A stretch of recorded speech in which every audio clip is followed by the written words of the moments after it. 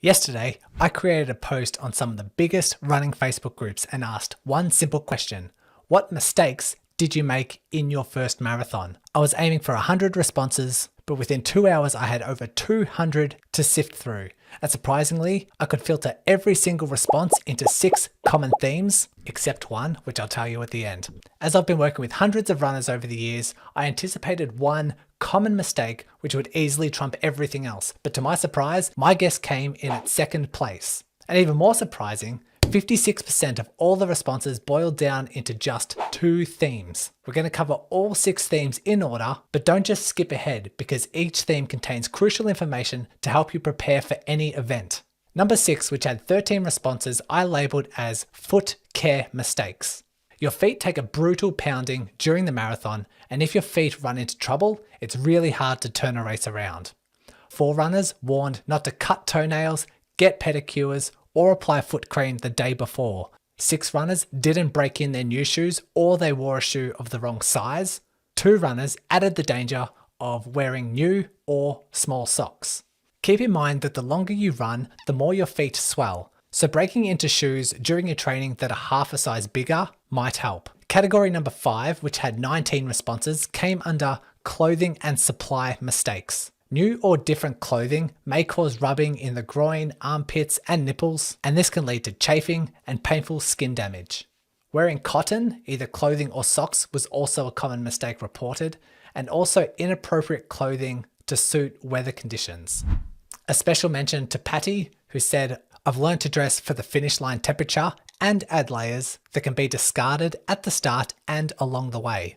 Also, my commiserations to Nancy's running partner, who said he lost his hat in a porta potty early in a hot and humid Hawaii marathon. Some of the top supply mistakes, again, came with inappropriate clothing, not bringing sunscreen, nipple tape, lubricant under bra straps, and not having your devices fully charged whether you're listening to music or tracking your data. Before we cover number 4, I want to use this video as a resource to help any runner have the best race day possible. No matter if it's a mistake that we've already covered or if it's something new, comment on your past race day mistakes so others can scroll through and get tips and also get some reassurance. Okay, number 4 is labeled as having a race day mindset mistake. As one runner put it, a marathon is not twice as hard as a half. It's about 4 times as hard.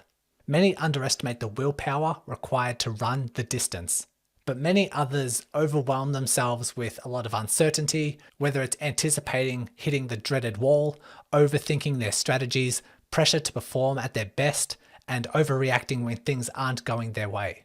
So with this in mind, remember to respect the distance, try to keep calm, and most importantly, remember to enjoy yourselves. As Daniel put it, I was rushed through the finish line and didn't enjoy the moment of my accomplishment. You're doing something not a lot of people can do, so take in the moment. Another runner said, just enjoy the experience. You only get one first marathon, and throw any thoughts of time in the trash. It's your first and just go out and enjoy it. Number 3 contained 44 responses under the theme of training plan mistakes. It is one thing to run a marathon, it's another to know how to prepare properly and then commit to the preparation for several months. The key step here is to follow a plan. 15 people responded saying that they didn't train enough or didn't follow any plan whatsoever.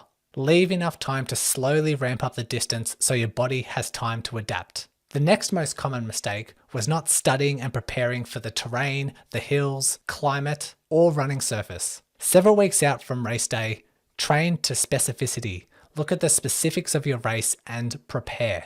Next was training too hard on the dedicated easy training days, which led to overtraining, burnout, and injury. Take your easy days easy. Okay, before we dive into the 2 biggest mistakes, which towered over all the other categories, I wanted to remind you that every video I create is designed to help you run smarter and train smarter.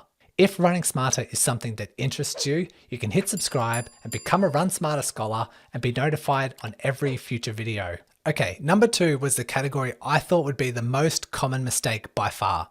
Surprisingly, it came in at number 2 and was mistakes with pacing strategy.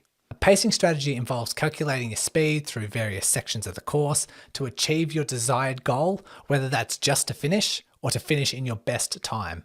Within this category, 99% of runners said their mistake was starting out too fast. Some potential reasons involve getting caught up in the excitement, the adrenaline, following others with competitiveness, being overconfident, or just poor training and being oblivious to your own capabilities. There is a saying that for every 1 minute ran too fast at the start, takes away 2 minutes on the back half. So calculate the right pace for you based off your training experience. Surprisingly, 1% of responses in this category, which was 6 total, made the mistake of starting too slow. So while uncommon, some runners treat race day a bit too conservative. But you also need to keep in mind the insights from mistake number 3.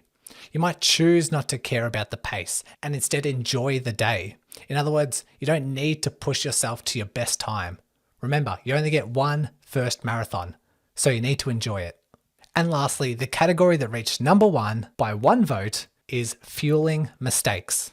We had eating the wrong things beforehand, eating the wrong things during the race, not eating enough during training, not drinking enough, drinking too much, and only drinking water and not replacing salts. A marathon is a sport of attrition. Fueling is very important and should be practiced during your long training sessions. Not only what to consume, but when you should consume it. Runners often have a carb gel when they start getting tired during the race, and that's often too late. When the body gets fatigued, the blood drains away from your gut and towards your muscles, which means that the digestion becomes less effective. So mimic race day with similar weather conditions, the same clothing, terrain, and fuel to cross most of these mistakes off the list. You may remember there was one response that didn't fit any category, so a special shout out to Adrian, who said that he ran in the gutter for 15 kilometers looking out for his friends and injured himself in the process. With all these mistakes listed, I should finish by saying mistakes are normal. Don't expect to be perfect because it is extremely rare. Instead, self-reflect and learn from your mistakes. See them as an opportunity to grow and as a necessary stepping stone to your next race. I hope you enjoyed, and I look forward to reading your comments on this topic.